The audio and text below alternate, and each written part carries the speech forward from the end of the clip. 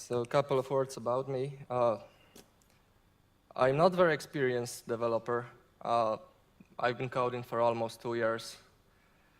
But I did some coding in React, in Angular now, and JavaScript in general, so I think I can share some thoughts here. And a couple of questions at the beginning.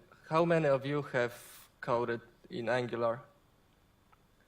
Okay. Redux, with Redux.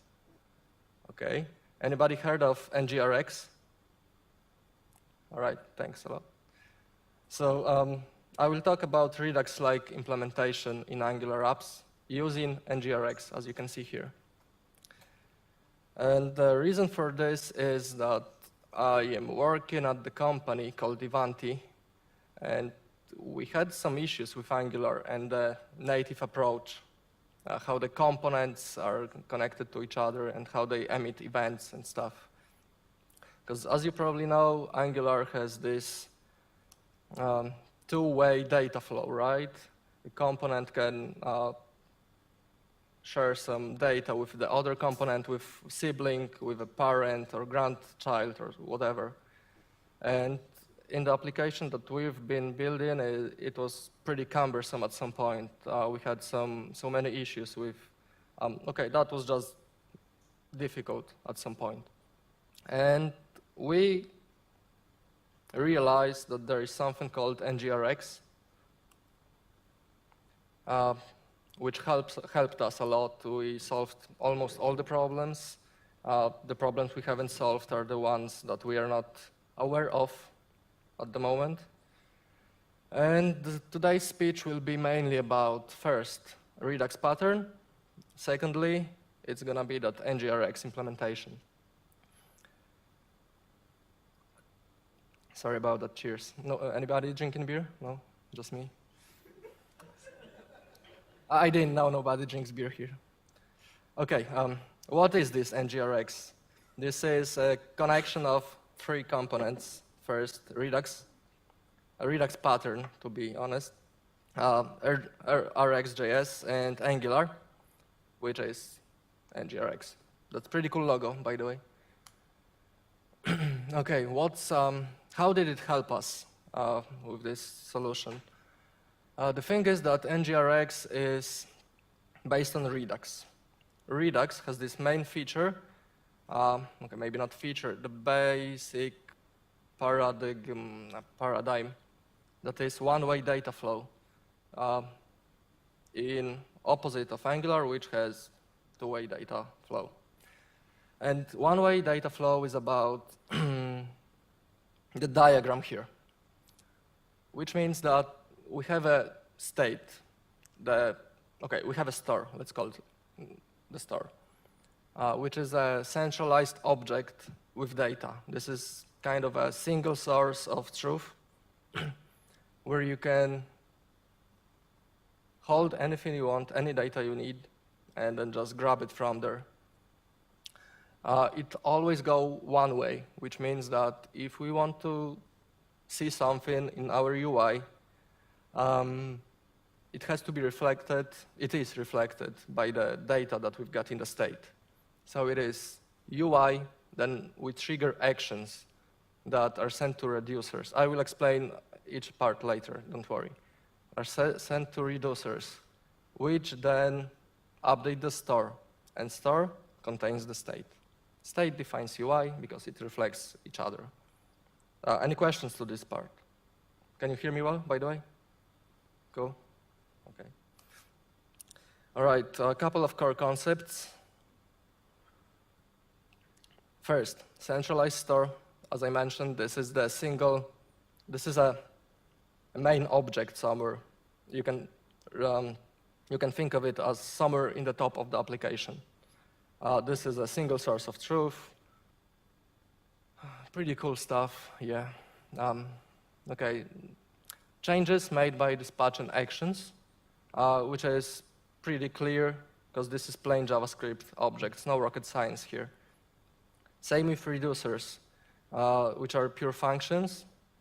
The thing is that state in the Redux pattern is immutable. What means you cannot change it. Once it's been created, you cannot change it. You have to return a new state. And that is why how reducers work. This is also the this is the thing that gave the name to Redux. Because Redux is reducers connected, right? Somehow. Okay, and a feature or a core concept from ngrx, everything is a stream, which basically means that all the components are listening to the changes in the store.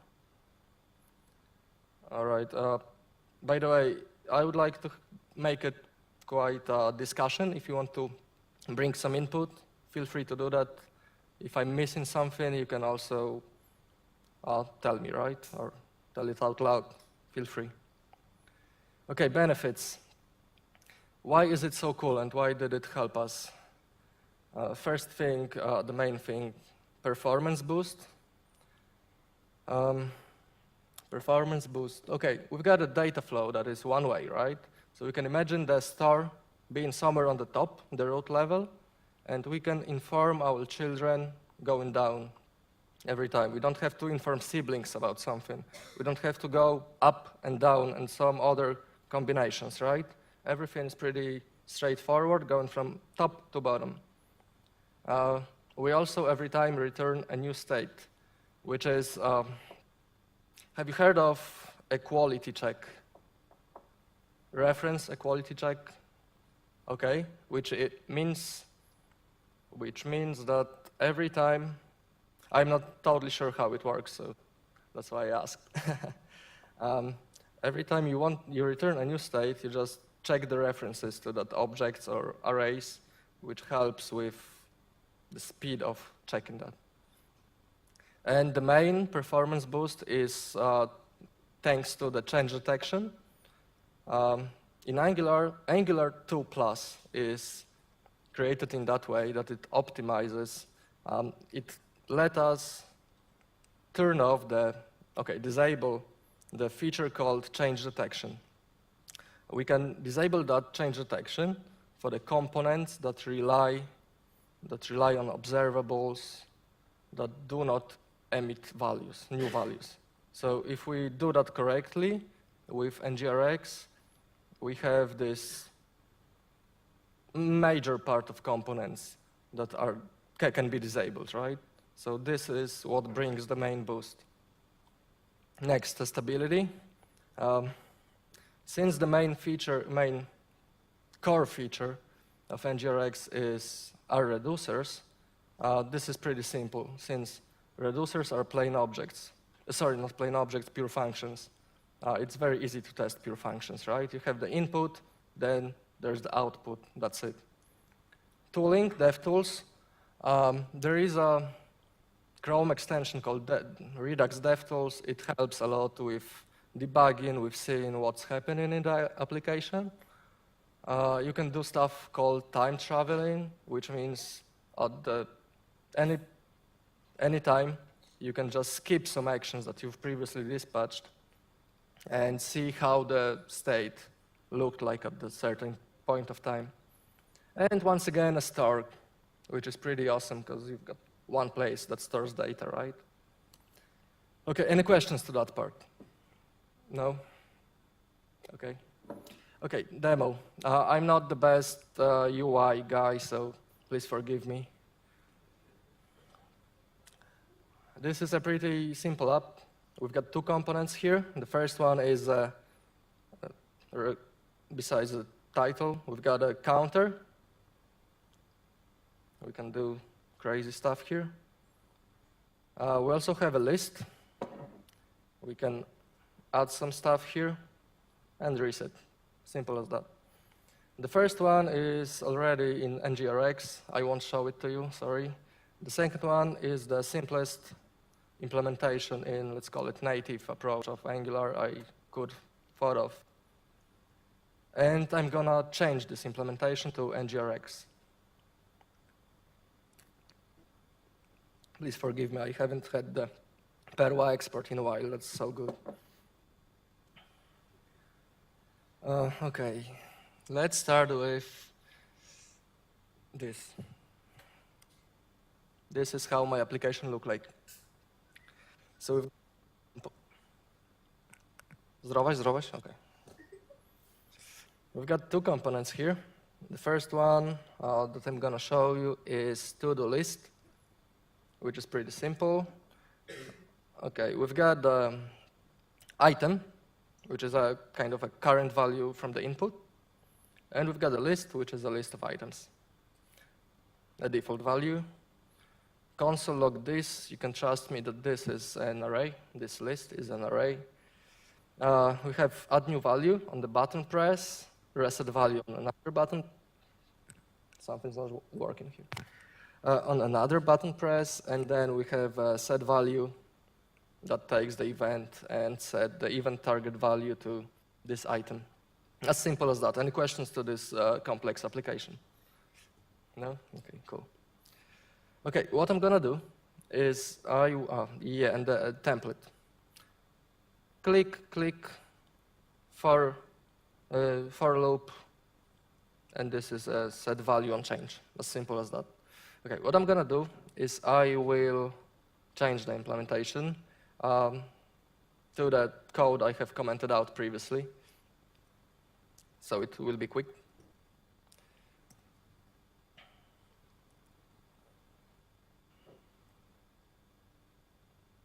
Almost done. Okay, cool. What you can see here is that we have star injected, which is of type upstate. I can show you how my upstate looks like. This is it. We have a counter, okay, counter state, not this one. Okay, it is counter, which is a number, and the list, which contains items and current value. Okay, nothing confusing to this point? I'm kidding, I know. All right, I don't need this. No. Okay, what I did is I changed the implementation in the template. In the component. Then I will change also the template. Questions? No? Okay. It should work. Yay. Okay, so this still works. Now I'm gonna explain why. If we want to make any changes in the application store, I mentioned before that we need actions. We trigger actions, dispatch actions, however you please. So we have we have a list, which is in this case,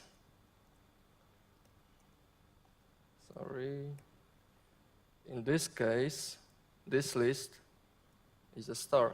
It's not an array, right? This is of the observable kind, because everything is a string, right? Not this. Okay, so we have this list, which is slice of state selected by the select method. We have a state, and we want just that small slice called list. Then we have a couple of actions that we want to dispatch. We dispatch them by a dispatch method. No rocket science, called the same. And okay, let's start with the first thing. When we put some input, we want to dispatch action that will change. We'll set the current value, right, from the state.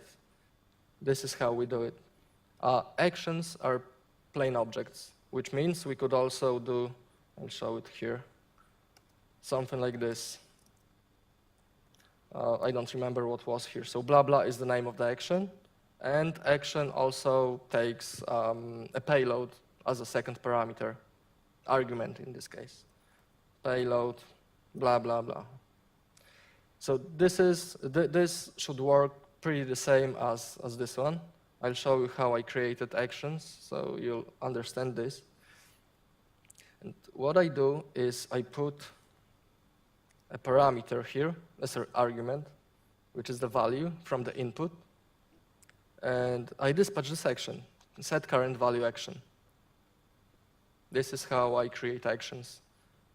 We just set the type, which is of type set current value, and in a constructor, so the argument of the previous view, we put the payload. So in this case, payload is event target value.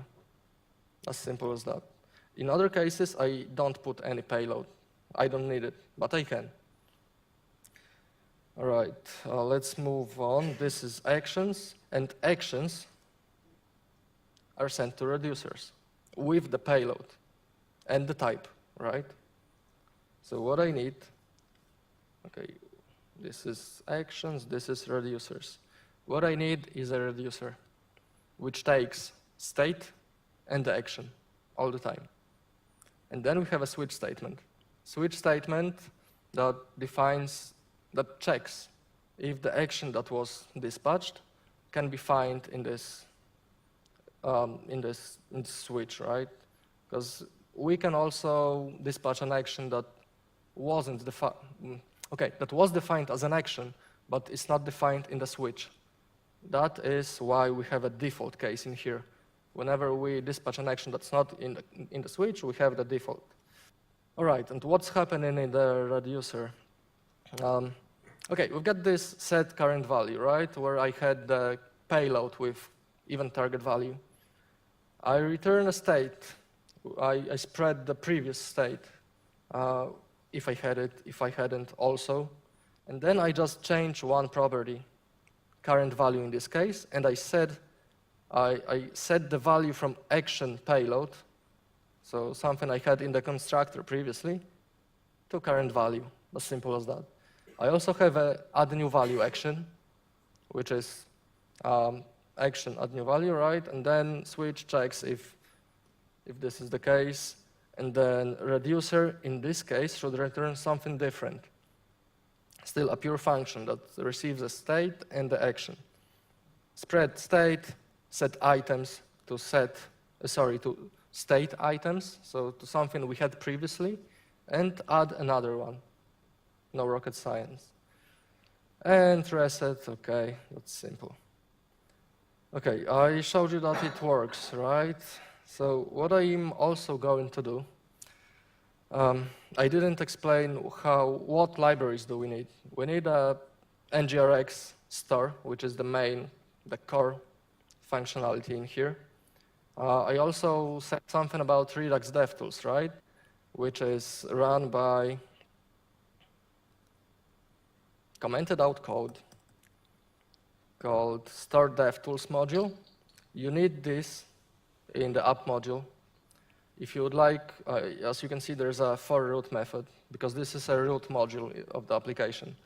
If you want to implement lazy loading, for example, and then add just as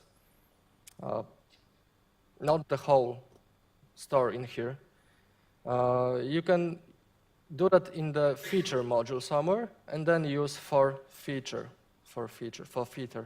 Okay, for feature. You got it. Okay. We also need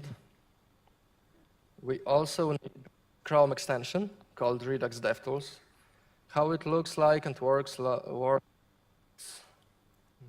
this. Let's just call some actions. And these are actions that have been dispatched.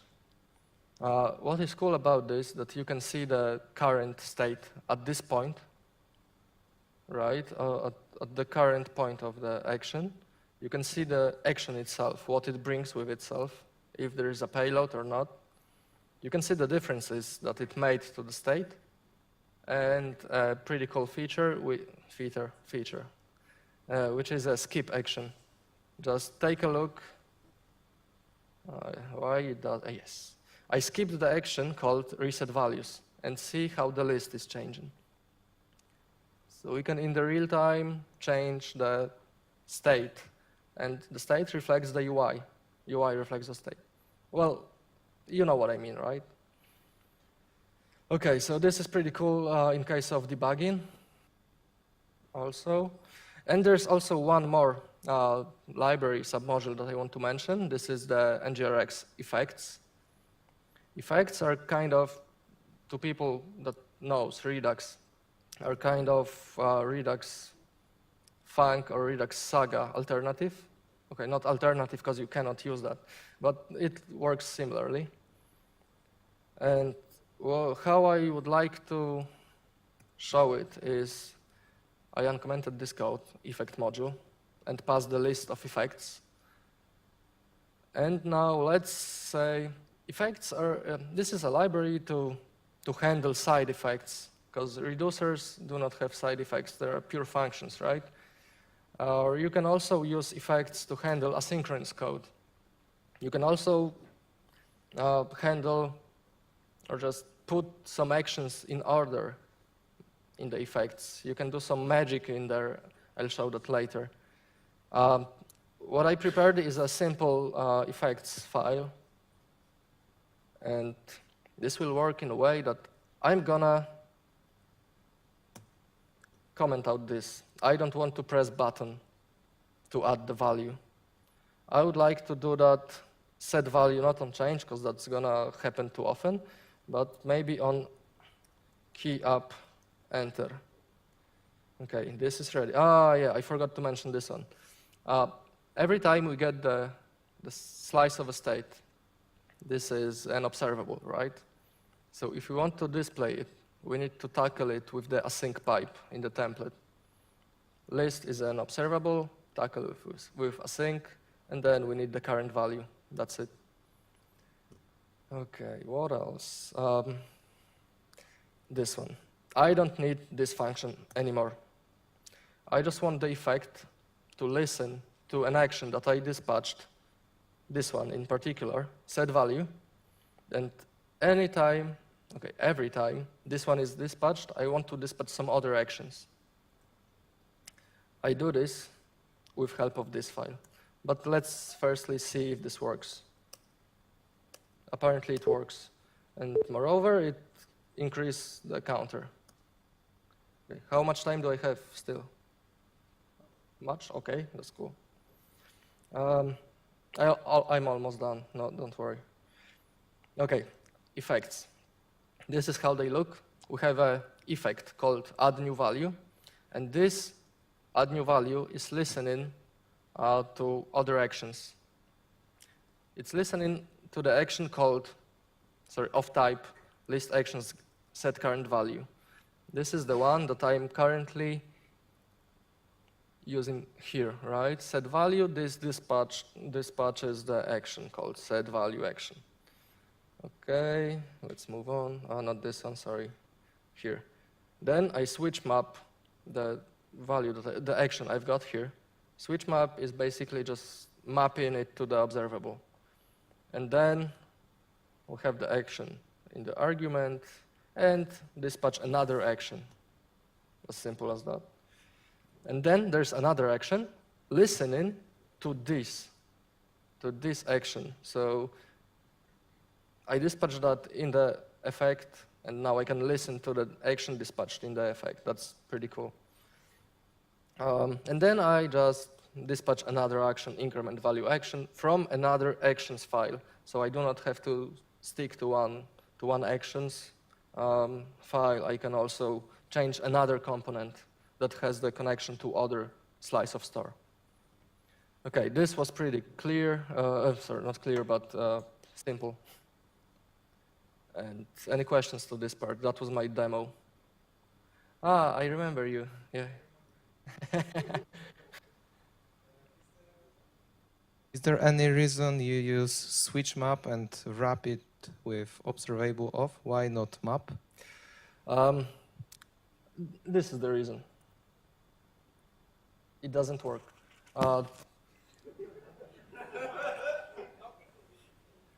To be honest, let me think. But now you should remove the observable of, and it should work. Okay, let's try it. No, not really. Map does not exist in type action action. I think, okay. You should also disable import. test lint and then check. Should I? Anyone remember how to disable test lint? Don't disable test lint, just import the map. Okay, that solves the problem. Yes, you are right. You are right, I'm sorry. Because this is the map from RxJS. This is not a normal map, right? Cool. Okay, so that was the issue I've been struggling with. Yeah, then you don't have... Can you imagine how it looks? Okay, so this is the reason I used observable of. You don't need the observable here. And same with this one. Okay. So this is how I imported the switch map. You should... Sorry. Almost, no, I don't like that one. So this is how you should import it. And hopefully it works. I trust you. You should. Cool. Okay. Any other questions? Because I've got something else to show, but still we can talk about it. Okay. Another and the last thing. Okay, I've got a slide especially for this case. Complex effects example. That's it. Okay. And this is just a slice of code from another application. It won't work here. There are some red lines under, but still this is yeah, my mocks. This is how you can play with effects. There is this method from RxJS that with latest from that combine two observables. We have the first one, right? And then it combines it with the argument you put here. And then we have those two here. What I wanted to show you is that you can use some services in effects. Instead of dispatching actions, you can just use the service, get the response, do something with the response. There's also a catch method, which is a pretty good practice I didn't use in the previous example. Whenever you start some asynchronous action, for example, you dispatch an action called blah, blah, blah, started, for example. And whenever it gets the response, you can call an action called blah, blah, blah, success, and then do something, and return the particular data from the reducers, right? And in case of the rejection, you can dispatch another action, which is blah, blah, blah on fail, and just handle the behaviors, right? That's a pretty good practice. And next, we can do some logic here. We can set some value to variables and then do something with the variables, play with the data, and then just dispatch it. You don't do that in reducers because this is the pure function. And something else here. No, that was just the example. All right. This looks like I came to the last slide. Then thank you. Any questions?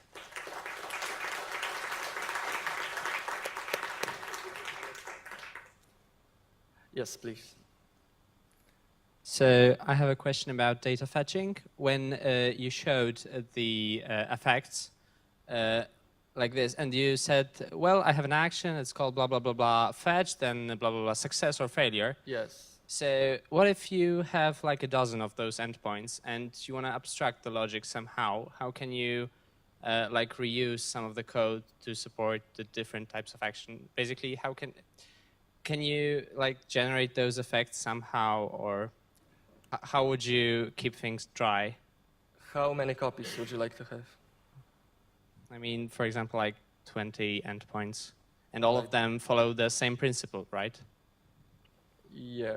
What I did in our project is we just created effects that were listened to successes on other actions, and that was a kind of synchronous order of how they should be handled. We made about 10 of them, 10 different requests. I'm not sure. Probably there is a better way, but as far as I know, I don't know. Okay, thank you. Okay, anybody here maybe knows?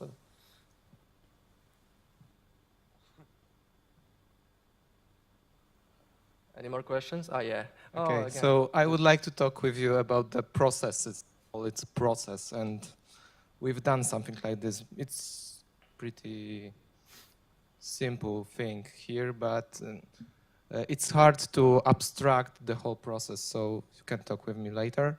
And one thing here, probably catch should be inside the switch map, because it kills your effect after the first The trigger. reason for this is not a catch on this one. This is like a general catch that in case